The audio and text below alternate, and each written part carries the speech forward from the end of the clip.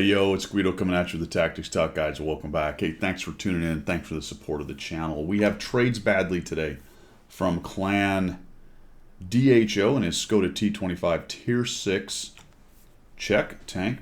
There's another version of it. This is the tech tree version at Tier 6.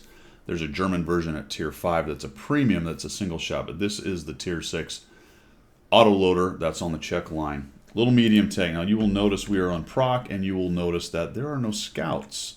Recently, I had a video where we talked about the scout of necessity, which the point of discussing that was you may not be the exact right tank for the job, but you may be the only tank for the job. Thank goodness, at least in this case, that team damage is off, right? People used to randomly shoot you. That was great. Now they can't hurt you, and that's a good thing. Maybe that's why I get shot so much more now. I don't know. But anyway, random tangent is now taken care of. You can see that we've spawned into the north, and he's headed over here to the west side, and he's going right for the scout bush. Well, isn't that interesting? Well, look what he's got, though. He's got Binocs on his medium tank. You also notice, like I said, there are no light tanks in this game. The scout of necessity sent me a note on this as well, saying, you know, I saw your video where you discussed that, and check this out, what I did in my Skoda T25. So we're going to watch this. And, you know, it's proc, and now we're in a scouting bush, and now we're going passive. So this is going to take a while to develop, but we can kind of talk about this concept here as he starts to light guys. And I don't know what this Comet's plan is. He just kind of zooms up here and decides to die. Okay, so it's actually a good point to be made. There's Scout of Necessity, and there's Dopey. Okay, so I don't know what the Comet's plan was, but he executed the plan to die, if that's what it was. Surprise, surprise, we have a bunch of guys camping back there. Guess what? Also, two Trades Badly's team is a bunch of guys camping in the back. A couple on the 5.6, and as of right now, not a whole bunch going up on the hill. And that's not really a great setup. So Trades has Binocs. They're going off. Look at his view range on this thing, all right? No scouts on his team. He's kind of the scout of necessity. He saw something that he could do that he figured nobody else was going to be able to do. Took an aggressive line, got into the bush, didn't get spotted, and now we're kind of hanging out here, and we've got our Binocs going, and we're gathering a little bit of assist damage at 674. Now the game is quite campy at all tiers at this point. There's a lot of reasons for that, which we won't get into, but that's the reality of things as down goes the IKV-90B. A little bit of good shooting from 82 tanks back there. I mean, how many are back there? 1, 2, 3, 4, 5, 6 of his tanks? One less now. 1, 2, 3, 4, 5, 6, 7. There was 8. 9 counting the Comet and 10 counting him. So there are 10 of his team over on one side, and 2 are now dead. 3 of the enemy are dead. This AT-8 just kind of drones forward. So he's decided to be the scout of necessity. This is what the team needs, and he's going to hang out here. We have the AT-8 moving up. Now let's talk a little bit if you're the red team. All right. If you're the red team and you're looking at this, you're looking at your guys melting as they move forward, getting shots. You have to know that somebody is up in this bush. I am absolutely floored that he never takes any shots. It's a relatively low tier. I use bottom tier in a tier 8, but still at around tier 8 to 7, you'd expect a lot of people to kind of know where they're being spotted from. If you don't, and you are new to the channel, new to the game, or both, and you are on the red team's side around H or J, 1 or 2, okay? H, yeah, no I there, is there? H, if G, H. Oh, they don't have an I. Isn't that interesting? I just noticed that. They don't have an I because it looks like a 1. Good on them. That's a pretty standard military convention for mapping systems. Well, there you go. They used it. I like that. There's random tangent number 2. If you notice that you're being shot at and taking shots and you don't know where you're being spotted from and you're in that area, see this bush? That's probably what's doing it, okay? It's possible they're in that bush there, maybe a little bit further back in these bushes here, but those are the most likely culprits. It would be very difficult to get into that bush unspotted, although I've done it before, and it is pretty awesome. If you're a little light tank, you can do that sometimes, but it's a super aggressive forward bush. The M10, I don't know. He just simply doesn't learn. He keeps popping up. Later on, we'll see him do some more foolish things, and people will be shooting at him as well. So we are, you know, what is it? Kind of boring, right? We're in 3 minutes and a half, but this is what he's got, because if we look at the situation on the map, there's really no reason for him to go anywhere right now. The well has slightly dried up, but the hill over on the east side is pretty much sorted for the moment. They're still poking up and back and down on the 5 and 6 line, right? Coming up and back. Although his team has taken a bit of a beating. 3001P is nearly dead. The Tiger 1 has some damage off of it. But for the moment, there's no real reason because there's no really great place for him to go. There's also not a flank collapsing that he needs to go sort out. One thing they don't have in this game is artillery. Artillery will, in this situation, require you to be a little bit more careful because of the amount of TDs and things and bushes on this map and lack of cover for moving forward. You're going to have to be careful and try to see if you can't catch them out making mistakes. Artillery, it's very similar, but at least with artillery, say that guy right there, that Loz's M4, he would be taking fire even as he back down. You've already noticed he's been up and back a couple times, the T-29 as well. And they're going to be more or less invulnerable unless they come up too high up on the ridge and take shots. And all of a sudden the T-28 makes an appearance. I would have bet that he was on the 1-2 line, but that's a good SA. So let's take a real quick look at what's going on. We've got the T-29 over there. The Su-130, the Pantera, and the AT-8 have all been spotted. The M10 Panthers raging around over here as well. The Lozes, the T-28, and the T-29 are in the middle. Then we have a couple guys up on the hill. So that's 1, 2, 3, 4, 5, 6, 7, 8, 9 of them spotted. There are 5 dead. That's 14. That means 1 guy is unaccounted for. Oh, interestingly, it's the UDES. No surprise there. So Trades is actually going to move back a bit. I don't know about that move. I don't like that because it really does move you out from behind this stuff. And had that M10 come up at an inopportune time, I think you would have got spotted right there. And I think you may have noticed that when you did that. So maybe thinking about going somewhere else and trying to work it, but I don't think that was a big deal. You didn't really need to. Like I said, standing pat. Watching what's going over on the east side, that was good. The Charioteer has killed the Black Prince. So it looks like the east flank is sorted, more or less. We're not going to have immediate problems over there.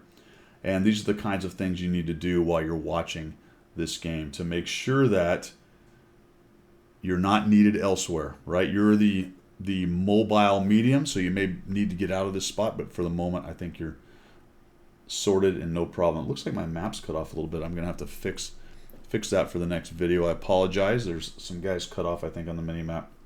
Maybe you can see it. Maybe you can see it. So while we're all bored here, let me look. Yeah, okay, you can see it. Good deal. So zooming in, holding fire, that's important if you're in a scouting position. Look at this. Panther decides to come back. I don't know why he, I don't know. He'll be back for more later. We'll just keep an eye on him. Is he not going to learn? I guess he's not going to learn. The AT-8 comes in. Now this is where people start to get impatient in the game. And to a large extent, people who farm damage and very good players, sometimes one and the same, will take advantage of that quite often. And I think it's not a bad technique. Look at, there's the UDES right there. As long as that's really all you have to do at the moment and you don't have anything better to do. And I would say right now, Trades Badly doesn't. He's got himself up to 3,528 damage. Look at the Panthers kind of wandering around down the pit down there. That's another good example. Had there been artillery, that Panther probably would have taken more fire, and more than likely that AT-8 would not have lasted as long with artillery because they would have thumped him. I didn't talk about it earlier, but you might have noticed that the KB3 got killed. He moved up too close. So people who are on the green team, if you're working the 1-2 line, about where that KB3 is too close. You need to be a little further back. These guys maybe, they're probably okay, but there's a curve in the road right here. You want to be on this side of it, the T-44 side of the curve of the road up in the bushes. But once you get a little too close like that KB3, these guys down here are going to start spotting you, and I believe he fired, which is what really killed him. Plus, if you'll notice, there were some guys up in these bushes up here, maybe the Pantera, potentially the UDES, and there is a line of sight down into this spot in this flat. So that is what happened to Mr. KB3 right there. So down goes the T-29. That's a good kill, and now we can kind of start looking at this and going, all right, how are we going to sort the rest of this out? The T-28's over there. He's facing the T-150 and the Tiger 1. It looks like Trade's team has moved around a little bit. There's not as many stacked up here. There's our buddy. Our buddy has come back, thinking he can sneak into the bush again. Nope. There are several openings on that road as you're moving through that makes this bush easy to spot you, and that's one of them right there. You can see it straight through its hulk. There's another one there, and there might even be one a little bit further back. I don't remember, but moving through that road is very dangerous if there's somebody up where the Skurda is up here. 130 gets the T-44 4, unfortunately. Down goes the Udas. That's a very good kill. And now they're basically mounting a push as they can see that their team is starting to lose. Trades Badly decides to take some shots. I don't know why you must have started moving right before you took that third shot. And I think right here, what I would have done once I took those 3 shots is I'd have just driven forward straight down this and tried to scoot over the ridge and down into the lower area right there. Backing up, you're just too slow, and it looks like the Pantera gets a shot on you, but he must have been shooting someone else because he obviously did not have his full clip. We're going to come in here, do a little auto-aim action, and end up dying for 5,409 assist, 330 damage. And that's pretty darn good for a bottom-tier medium tank. And I think about that time in the game, I would have done something active too to try to get shots and started taking shots like you did. But like I said, I think you might have lived a little longer had you gone forward and driven down here and make your target a little worse. Maybe even dive into the low area. Maybe even dive into the low area right here and force him to come up and over and maybe get highlighted on the road for your guys in the back right there. But just sitting there backing up and then charging at him is probably not the greatest idea. I think you actually type in here at some play, yeah, laugh out loud, had to get some damage in, and I think you're right there. The time was now. Your team's probably got it sorted. It is a bummer, though, sometimes when you take those chances late game going, just get my 500, 600 damage, and then your team loses. My concern in this particular game would be the T-28 because he's pretty much full hit points. Plus, there's a Pantera with an autoloader that lived through that, so that's not good. We'll see the cards at the end. I'm pretty sure he won this. Maybe he lost. I don't remember. I just thought it was a good discussion on how to fight this map, plus the scout of necessity, right? You can be the heavy of necessity. Here's a great example, the Hellcat. A Hellcat can be a medium or light tank of necessity, much like anything else, much like the T-25 Skoda can. It just depends on what your team needs. And here he comes on in there. Looks like we're oh, there we go. Pantera's up there and he misses. Oh, he misses twice. Hellcat fires on the move. I didn't realize we'd watch the whole ending of this thing. The T-28's away on the other side. This is a good push by the Hellcat, by the way. It's a near dead Pantera. The T-28's way over there, and the other TD, the E-25, is up on the hill. That is a dangerous combo of tanks. Is he going to get this Pantera? I don't know why I didn't just drive up and over and take the guy out. This is... This is very strange. What on earth? If the T-28 gets turned around, he gets taken down. The poor Tiger's trying to fight him. There, he figured it out. Oh, boy. He missed. That's unfortunate. That is awesome.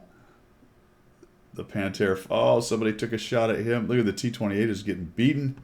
He's got ganged up by the Ferdy and the Tiger one. That was a good deal on them. This Hellcat should have killed this guy days ago. All he had to do is come up over to the left, take one shot, and then shoot him. He could have even taken 2 shots and still killed the Pantera. Wow. That was impressive in a very bad way. They clearly won this game. All right, Trades, thanks for sending that in, man. I thought that was a great lesson right there. Plus a little refresher on that bush, how to be patient, how to read the map, make sure that you're doing what your team needs to be doing. You didn't really need to move. So I thought that was pretty good up to the point where you know what, screw it, we're starting to win. Let me get my gun in the game a little bit right there, especially on that soft target. And again, I would have just blitzed forward instead of trying to back up. Looks like they got the E-25. Let's wait for the E-25 die. It's not exactly like artillery, right? When artillery dies, an Angel gets its wings. When an E-20, it probably takes like 4 or 5 E-25s before one Angel gets its wings. Still, it's satisfying when one of those little cockroaches dies. We're going to have to wait a little longer than I thought. Hell Kitten Lass? Yes, Hell Kitten Lass. Okay. Or is it less? I can't even read. Can't read. How is he invisible? That's the thing about the E-25. Look at that bad boy. Oh, everyone's going to shoot at him. All right, that is the end, guys. Thanks for tuning in. I appreciate your support. If you're looking for ways to support the channel, you'll find that down in the description. That's all I've got. I'm Guido. I'm out. We will see you.